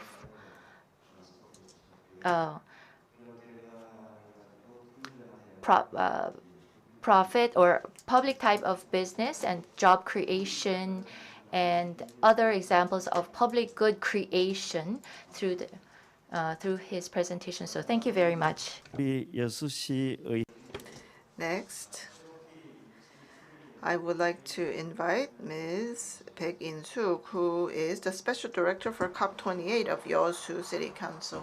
Please go ahead. Nice to meet you. I am the Special Director for COP28 of YEOSU City Council. My name is Baek In-suk. Now, until now, we have heard the keynote speech and we have heard the comments of the panelists, and there were many great comments. Now it is time to act. That is the motto of COP25.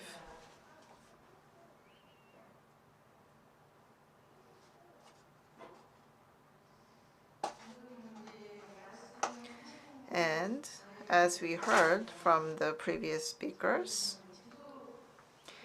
we can say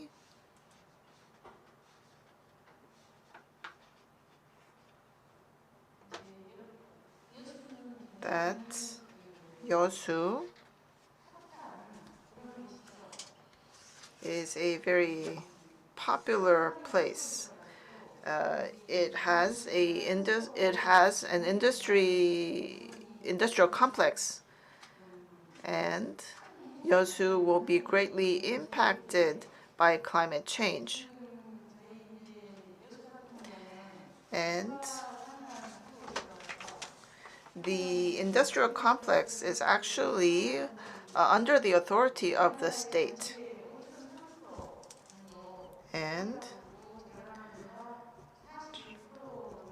Jeolla province contributes to 41% of the emissions in Korea, and YEOSU contributes 5.3%. And this area emits about 300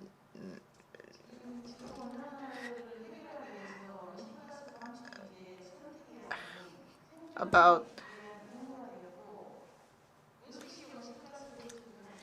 so we must deal with this dire problem, and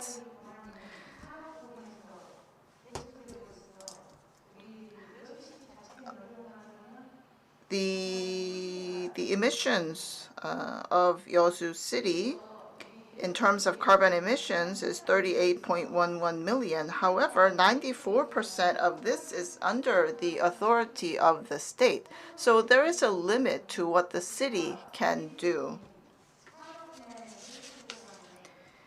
And so we have submitted a proposal to the central government asking them to place priority on restructuring our industrial areas that can reduce the carbon emissions. And also, we ask the government to create a virtuous cycle that links the local autonomous governments and the private sectors. And of course, this area and many cities and counties, including YEOSU, is working hard in order to attract COP28. And we have 12 cities and counties in the South Sea and South Central region. And many citizens and NGOs are working hard, working as one in order to attract the event. And also in July of last year, the president and vice president of 22 cities and counties in Jeonnam, with YEOSU in the lead, declared support for the 12 cities and south coastal areas to host the COP28. Also, the YEOSU City Council is providing support for the bid to host COP28. And we are carrying out street campaigns on a weekly basis every Monday to actually promote the hosting attempt. And we have formed a special committee to do this. And we have also had policy discussions with National Assemblymen. And also starting from August 16th, on 4 occasions, we have met with the heads of cities and county councils, and we had them sign a joint proposal. And the heads of the 12 cities and counties have promised that they will fully support our effort to attract COP28. And we believe that hosting this event is in line with the balanced development of regions, which is a national agenda in Korea, and also our attempt to seek harmony between Yeongnam and Honam area. Also, responding to climate change and achieving net zero has provided us with new challenges and opportunities to local city councils as well. We have to prepare for the 2050 net zero roadmap, and also we have to work on our systematic basis, and we also can work on the Green New Deal, and it is also an opportunity because we can foster renewables industry. Also, in our YEOSU City Council, we have worked on ordinance bills to work on reducing our fine dust, and we have worked on the ordinance bill to improve indoor air quality and to limit disposable items and to clean up our oceans. And there are very specific action plans as well in order to increase the number of EV charging stations and also the public parking lot PV panel installation and reducing the use of ice packs and wipes. So what is the role of the City Council in the future? The local council is an institute which must exist for the existence of local autonomous governments. We have voting rights and also audit rights, and we deliberate on ordinances and budgets and also settlement of accounts, and we also have the obligation to improve the fairness and effectiveness of administrative execution, and we also have the authority of audit and inspection.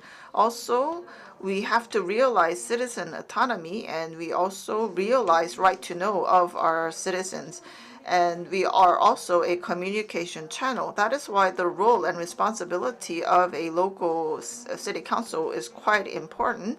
And that is why we will be working on the following. These are actually systematic basis, and we will come up with an ordinance with the goal of net zero, which is linked to the basic law on net zero. And also, we will work on climate impact evaluation system and also climate awareness budget system. And secondly, we will, ahead of time, calculate the impact of climate change on industries, and we will make sure that this is reflected in our budgeting. And also, we will ask that a climate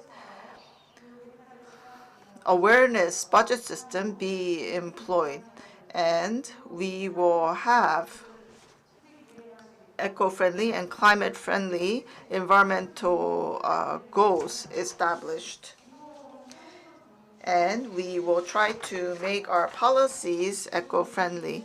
Thirdly, we will form a carbon neutral special committee and establish new ordinances related to 2050 net zero, and also employ the climate awareness budget system.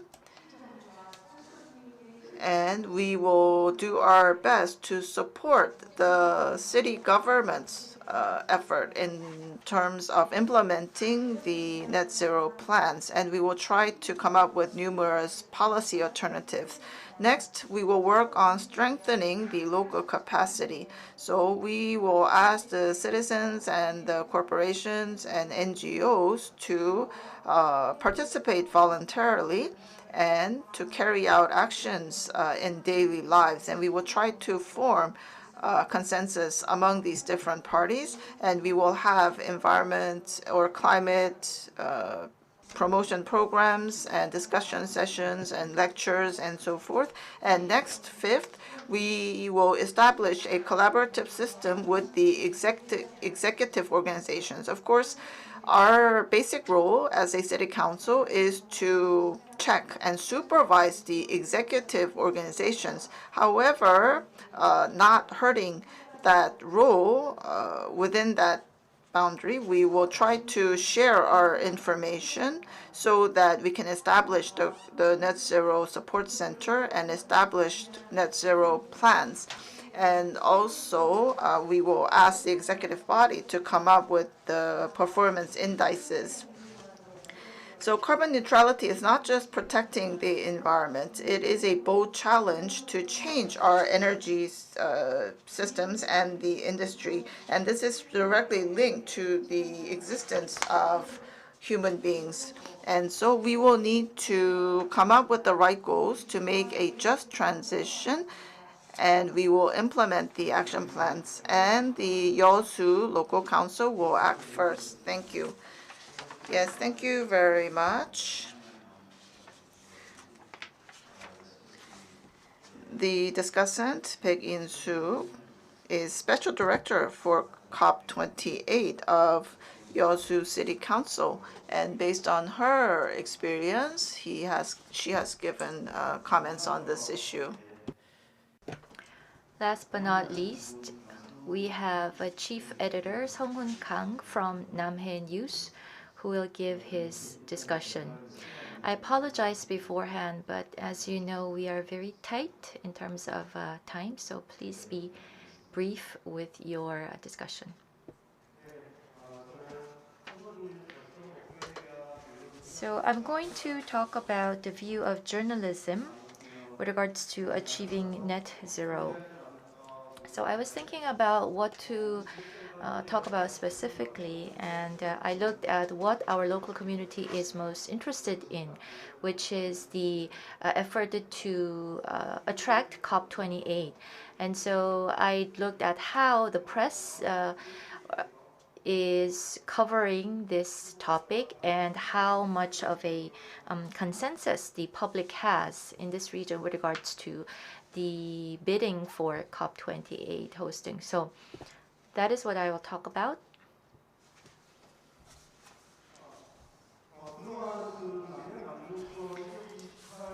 So there has been efforts for South Sea and South Central region to attract COP28.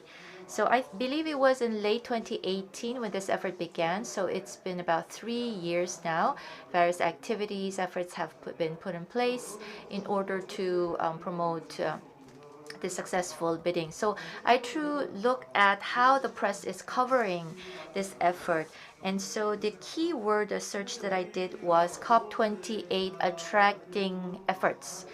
And so in Korea, most of the media news reports are being provided through the media company's own articles or through the news partnership.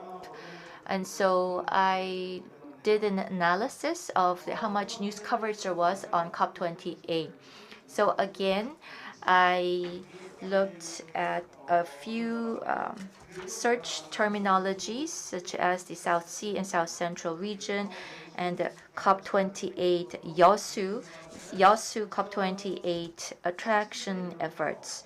So from 2017 January to the present, there has been about 7,300 articles specifically for the YEOSU COP28 attraction keyword.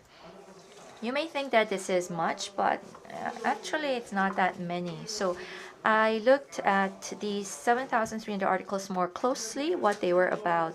I believe it was in December of 2018 when the attraction effort began in earnest. And so there was a representative article that emerged at that time. So about 30 articles was on YEOSU being the most appropriate place to host COP28. And in 2019 July, there was the statement from President Moon that the Jeonnam Blue Project will be Korean economy's blue chip in the future. So there were about 50 of such articles. And then in 2020 January, there were about 110 articles on YEOSU COP28 attraction, and I believe that's the most number for a single topic. So I looked at it more closely, and in January of 2020, there were New Year's speeches from the governor of Jeonnam province and YEOSU mayor, and so that was the reason. And then in February of 2021, there were about 130 articles on YEOSU COP28 attraction. That was when there was formal announcement, so that led to an increase in the number of coverage articles. And then in April of 2021, there were about 60 articles on YEOSU City, focusing on policies to promote or increase population. And one part of that effort to increase population is to attract COP28. And in May of 2021, President Moon has said that he welcomes the efforts of Korea to attract COP28, and the fact that the local communities are welcoming the statement from the president. So there were about 60 of such articles. So these articles, where did they come from? What news sources did they come from? I looked at that in detail. And most of them came from the new press releases that was given to the press by the YEOSU city government. So I looked at these kinds of articles specifically. So again, the keyword was YEOSU City COP28 press release. And over this 3-year period, there were 91 press releases given to the journalists by YEOSU City. And in 2020, there were 44 press releases specifically on this attraction activities. And there were 40 articles as of August of this year. So I looked at it more in detail, and 90 press releases given to all of the media in YEOSU. That will be an average of 40 to 50 or maximum of 100. So 7,300 news exposures, that would not be a huge number. So I also looked at the number of articles that were written directly by the news companies or newspapers. And it was not that many. Out of 7,300, it was only about 1%, so very small. And for example, Namhae News reported or had a feature on why YEOSU is trying to attract COP28. And then Jeonnam Ilbo wrote an interview with a professor at a university on the efforts of YEOSU being a response to climate change. And recently, Gyeongnam CBS in April had a special article on the 10th anniversary of YEOSU Expo. And so it seems that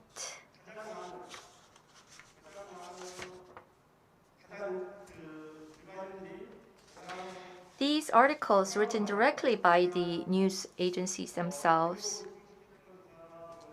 Also, among those, what caught the attention of the readers most? And it was that in November, last November, Oh My News had reported on the reckless development in the Dolsan area here in Yeosu, as it claims to want to attract a climate and environment conference. And so there were a lot of criticisms against the YEOSU that resulted from this Oh My News reporting. So I realized that there were only about 10 or so reports directly written or featured by the news agencies out of the 7,300 articles on COP28 by YEOSU. And again, most of the press releases was the foundation or the basis of the news articles.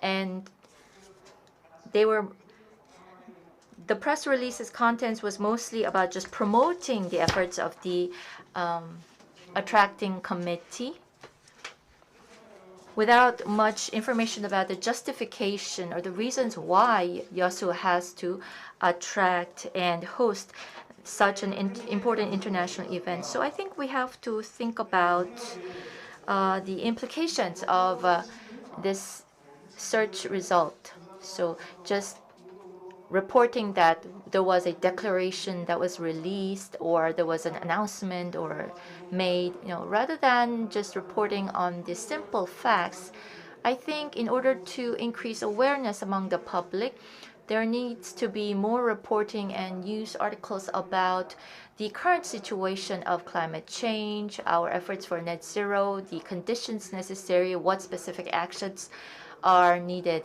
And that effort on the part of the press is going to draw out more attention and participation from the public, including the NGOs who are here. Since some of you are experts in regards to the topic of climate change, I think it's important for you to step up to use the media in order to draw closer to the public. If you look at the NGO activities today, to date, they're mostly very fragmented, so they focus on very specific actions only, and oftentimes they are not reported properly through the press, and it's just a very one-time event most of the time.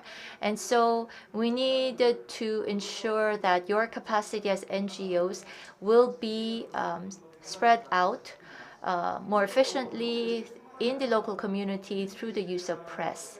And today they say that we are in the era of one-man media.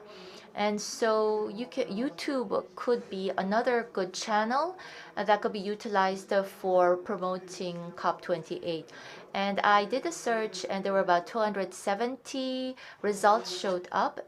And again, the contents were very fragmented also. Most of the reporting was on just the COP28 committee activities. So it seems that there still is a very high level of indifference or misunderstanding about the values of net zero and carbon neutrality. And so I think that will be it for my presentation. Yes, thank you very much, Editor Kang. As a local reporter or local journalist, you tried to assess the role of the press with regards to contributing to promoting the COP28 attraction and the net zero vision. Thank you very much. 토론이 끝났습니다. So we heard from 6 panelists. I want to thank them for their contribution. And we will now have a free discussion. And I think we have less than 5 minutes remaining. Isn't that right? Yes.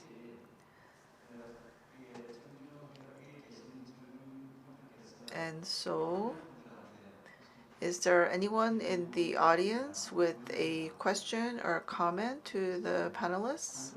I think we have time for maybe 1 or 2 questions. So if you have a question or comment, please raise your hand.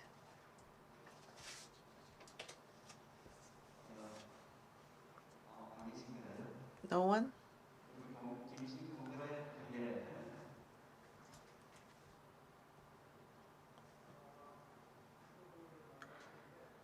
Please deliver a microphone. Yes, Professor Kim, the presenter and the panelists, thank you for your contributions. Now, I find one shortcoming. I hope that if we had someone from the industry, we could have heard what they have to say. So that was a little bit disappointing. And I believe the role of the industrial complex is quite important in reducing carbon emissions. And the industry, the companies are saying that it's very difficult to deal with this issue. So we need to put our heads together and work together. And so we have to have the role of the governments. And in the future, I hope that we have other events where we invite representatives from the industry as well, so that we can have this discussion together. So it is not late yet. I believe that we have time to have these discussions. And I think maybe our chair can address my comment. Yes, Mr. Kim is already working very hard on gathering many different parties together and having discussions. And so thank you very much for that comment. And I think someone is taking notes of this session, and I think this message will be delivered to the organizing committee. Any other questions, Mr. Shin? 아마 시간이 없. I believe because our time is almost up, you're being very considerate because you know that our time is up. And in our forum, over the past 2 hours, we've had a very excellent presentations and discussion among our keynote speech presenter and our panelists.